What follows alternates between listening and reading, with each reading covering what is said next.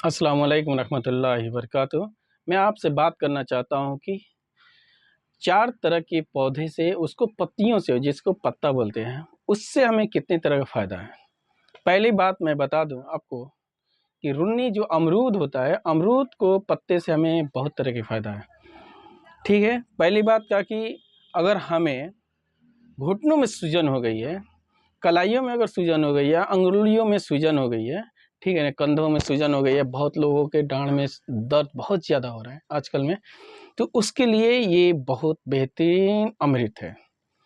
तो मैं आपको बता दूँ, अगर किसी को ब्लड शुगर है, अगर हमेशा हाई लेवल पर आ रहा है, हाई लेवल पर, तो उसको भी कंट्रोल करने में ये बहुत ही लाभदायक अमृत है। तो मैं आपसे ये अनुरोध करूँगा कि 3 से 4 पत्तों को डेली आप तोड़ लें ताज़ा।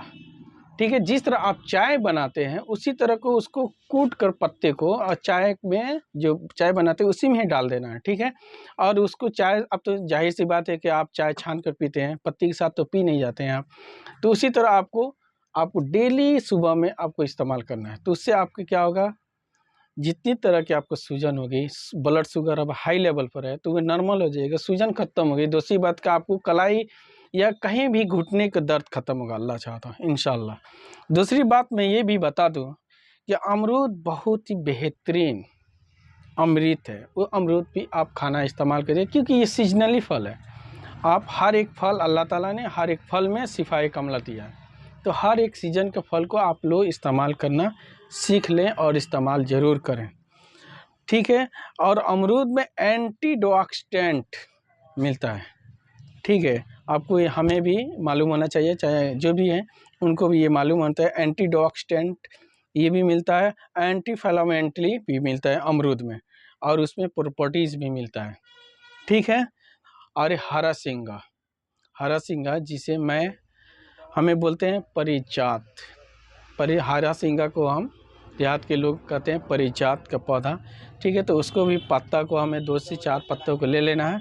और लेने के बाद में हमें अगर नज़ला हो गई है, खांसी हो गई, जुकाम है, बुखार है, इस तरह के सर्द में दर्द है, तो इसको क्या करना है, 3-4 पत्तों का आपको कूट लेना है। कूटने के बाद में जिस तरह आप चाय बनाते हैं उसी तरह उसको पानी में डालकर उबाल लीजिए। उबालने के बाद में सुबह और शाम 2 टाइम आप ले सकते हैं, ठीक है। कम से कम 10 दिन 5 दिन आप ले लीजिए। दूसरी बात मैं ये भी बता दूं कि अगर कोई आप मेडिसिन चला रहे हैं, अपना कोई रोग का मेडिसिन आप बड़े डॉक्टर से दिखा कर आप चला रहे हैं, तो उस डॉक्टर से आप कन्वर्ट करें कि पूछें इस बात को कि सर मैं ये चलाना चाहता हूँ, कि आप मैं इसको आप सलाह दे सकते हैं, आप चला सकते हैं हमको।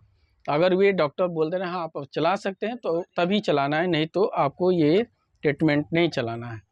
दूसरी बात मैं ये भी बता दूं कि तुलसी, जैसे कि तुलसी के पौधे बहुत होते हैं, हमारे गांव के इलाके में भी बहुत ज़्यादा है और बुज़ुर्ग लोग इसको इस्तेमाल करते आ रहे हैं।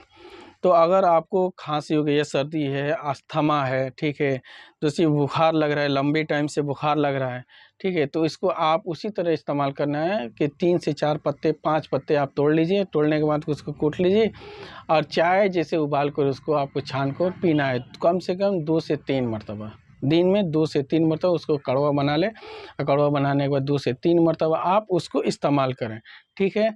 अगर मेरी बात आपको समझ में आई है तो लाइक एंड सब्सक्राइब ज़रूर करें, अपने दोस्तों के साथ शेयर ज़रूर करें और कमेंट में आप यस या नो का जवाब ज़रूर दें। अस्सलाम वालेकुम, सत श्री अकाल, आदाब, कि मुझे फ़ायदा है या नहीं।